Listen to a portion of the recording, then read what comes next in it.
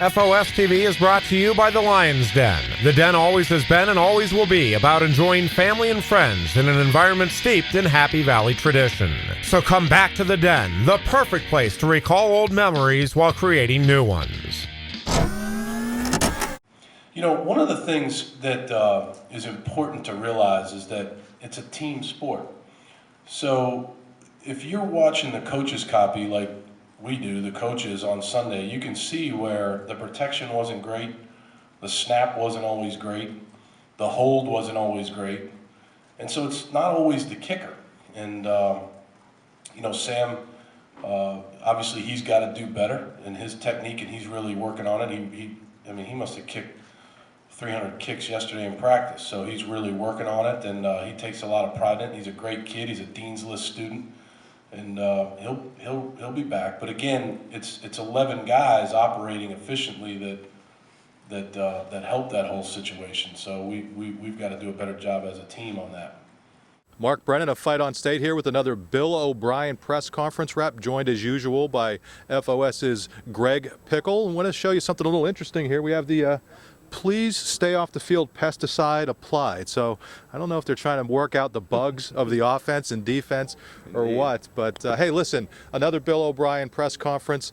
The thing that jumped out to me today, Greg, he was down on the coaching staff, including himself, for their lack of production in the red zone, calling the fact that they got 3 points off of, what was it, 4 turnovers? Yeah. He called it ridiculous. Yeah. And he said ridiculous numerous times during this thing. And, you know, coming out of a tough loss to Virginia, where all the focus was on Sam Ficken, the kicker, who had a really tough day, he immediately turned that around and put it on the coaching staff. And that's, you know, I appreciate when a coach does that. And I think it says something about him, the character of the staff, and that sort of thing. I think it says something. But the other thing, we've heard him say numerous times since the Ohio game that the coaching staff is this, the coaching staff has to do better, it's on me to coach better. I think this is the first time it actually is true. You know, when your offense gets the ball inside the 15, inside the 20, sure, execution is huge, but when you're running between the tackles 2 times inside the 15 and then don't even take a shot at the end zone, I think it absolutely comes into play. So I think he's finally had the right opportunity to say we have to coach better, and I think that was an opportunity to do it, and he did. Yeah, I think it's part of the maturing process of Bill O'Brien, and that's what we're seeing. You know, everybody was probably wondering how he was going to adjust coming from the pro ranks, has never been a college coach, and I think the fact that he's kind of owning up to some of this speaks very well of him. Now, having said that, you know, they don't lose that game if they have a half-decent kicker. Right. And, you know, he talked about, he later said he was exaggerating, but that Sam Ficken, who missed 4 field goals and an extra point, including he had an extra point blocked and had the potential game-winning field goal, missed that against Virginia. He said on Monday, we're taping this on Tuesday, so it would have been yesterday, that he went out and kicked at like 300 balls. Now later he said he was exaggerating, but O'Brien said it's a team game, there's a lot that has to do with the snap, with the hold, with everything involved. But he also said that Ficken really has to work on his mechanics. And what were some of the things that he was talking about mechanics-wise that you think he has to work on, that O'Brien thinks he has to work on? Yeah, O'Brien talked a lot about his plant foot and where that's facing. I think that was the biggest thing he really focused on, was getting Ficken's plant foot to be consistent and facing towards where the ball is going to be kicked. And if you go back and watch the tape, it's something that does jump out, that his plant foot is all over the place and not exactly conducive to kicking the ball where he needs to be, depending on where they're at on the field. The extra point, it is what it is. The line didn't block that well. You can see it on tape. It just really wasn't good blocking. But as for the field goals, yeah, it's just the technique. It's the follow-through, and O'Brien really hammered home about that plant foot today and being sure that it's pointing the way that the field goal wants to go.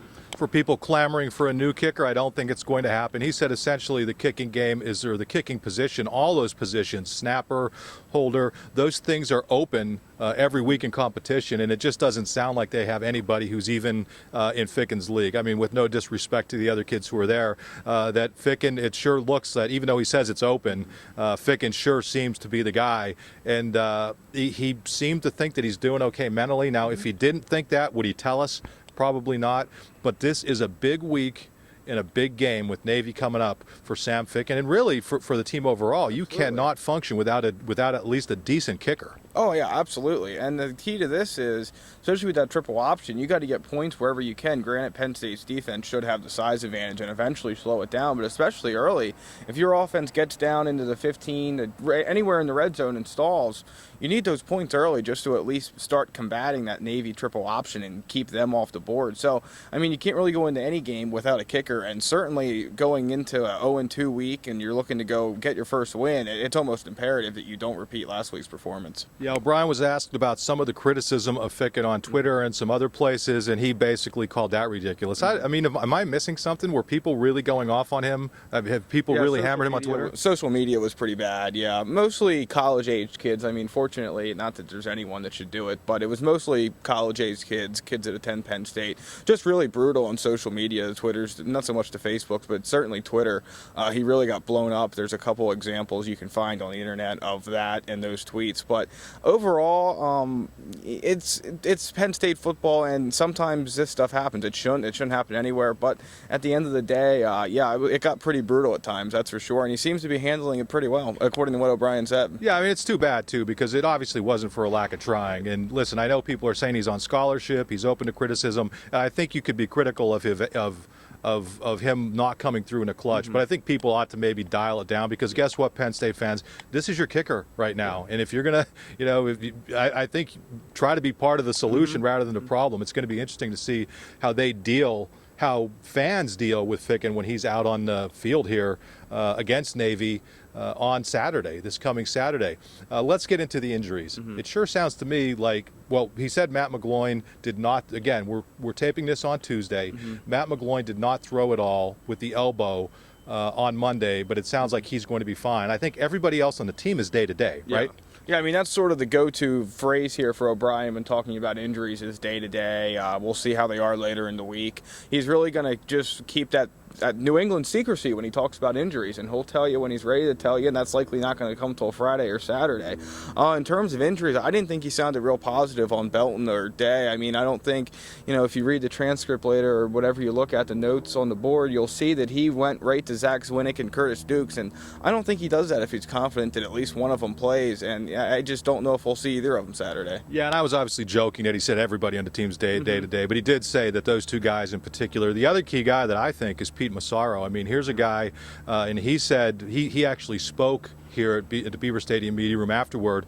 His shoulder was dinged up at the end of the Virginia game, and he basically said that he is, you got it, day-to-day. Donovan Smith, they talked about being day-to-day, but I would imagine that he's going to be okay. That didn't look like it was a serious thing. I don't know if it was cramping or the foot or what was going on with him, but I think my gut feeling on this is that he's going to be all right. So the key is going to be those running backs.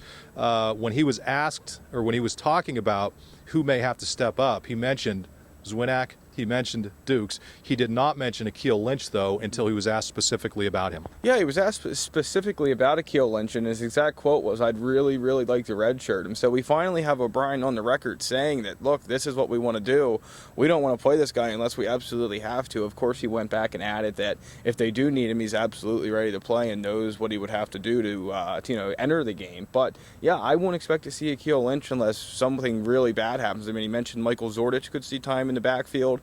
And, Zordich is serviceable, but if you really think you need to do something in your running game, I think Akeel Lynch gives you the upper hand there when compared to Zordich, and he just seems to have no interest in wasting that red shirt unless he has to. Yeah, one thing O'Brien mentioned when he was talking about the job the veteran backs do is that they're good in protection, and that's always an issue with guys when they come in immediately. And with the quarterback situation they're in, where you have a true freshman as the backup to McGloin, I think they have to do whatever they can, and that may be one of the reasons. On the road trip, though, listen, when they went down to Virginia, they brought Akeel Lynch. They brought a bunch of freshmen, but the guys who didn't play, just off the top of my head, were Akeel Lynch, Austin Johnson, the defensive lineman, and Geno Lewis, the wide receiver. That